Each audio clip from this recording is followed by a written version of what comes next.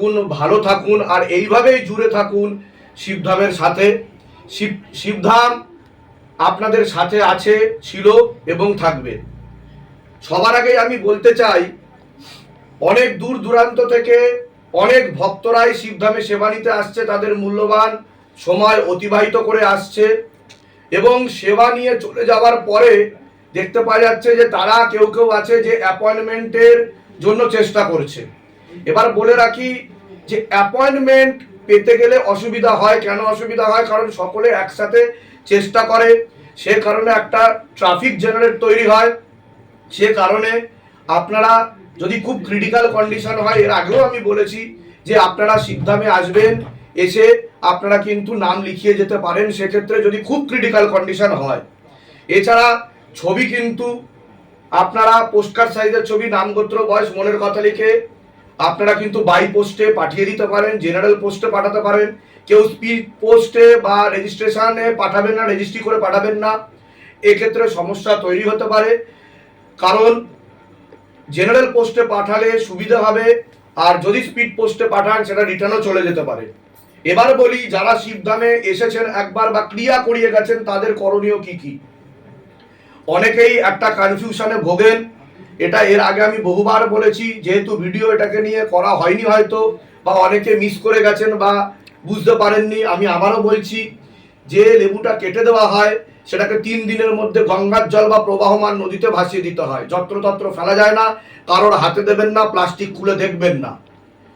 আর বিশ্বাসযোগ্য কারো হাতে আপনি দিতে পারেন, কিন্তু তাকে বলবেন যেন খুলে না দেখে এবং সেটা যেন যথাভাবে যেভাবে বলা হচ্ছে বিধিপূর্বক সেভাবে যেন 3 দিনের মধ্যেই সেটা কিন্তু ভাসিয়ে যেন দেওয়া হয়। 3 দিনের পরে ভাসালে কিন্তু আপনাদের দেবদোষ লাগতে পারে, সমস্যা তৈরি হতে পারে, কিংবা নদী বা প্রবাহমান নদীতে যদি না ভাসিয়ে, গঙ্গার জলে না ভাসিয়ে যদি আপনি অন্য খাল, বিল, পুকুরে ফেলেন, সেক্ষেত্রেও সমস্যা তৈরি হতে পারে, সেক্ষেত্রেও আপনাদের কিছু সমস্যা তৈরি হতে পারে। তো এখানে কিন্তু বিধি নিয়ম পালন করাটা খুবই গুরুত্বপূর্ণ। এবার বলে দিই, যাদেরকে চাদর দেওয়া হয়, এটা ভালো করে শুনে নিন। অনেকে এখান দিয়ে চাদর নিয়ে যান, তারা ওখানে গিয়ে ভাবেন এই চাদরটা আমি করব কি। এই যে চাদরটা আছে, এই চাদরটা যাদের হচ্ছে ক্রিটিক্যাল সমস্যা বা অশুভ শক্তি, অতৃপ্ত আত্মার সমস্যায় ভুগছেন যারা, তাদেরকেই দেওয়া হয়। কিছু স্পেশাল ক্রিটিক্যাল কেসে দেওয়া হয়। সেটা তারা বালিশের মধ্যে রাখবেন, মাথায় দিয়ে শোবেন, এবং এটা যেন পা না লাগে এবং অন্য কেউ ব্যবহার যেন না করে, এটা সবার আগে খেয়াল রাখতে হবে। এছাড়া যারা ক্রিয়া করিয়ে যাচ্ছেন তারা খেয়াল রাখবেন তাদের করণীয় কি। তাদের কি কি করণীয়? সকালবেলা উঠে জলটা ঠিক মতো খেতে হবে 9 দিন। তারপরে আরও আপনারা কিন্তু 9 দিন করে জল খাবেন, সেটা বাড়িতে পড়ে নিতে পারেন শিবধাম প্রার্থনা করে 6টা থেকে 7টার মধ্যে। এছাড়া আপনাদের মানসিক জপটা কিন্তু বেশি পরিমাণে বাড়াতে হবে।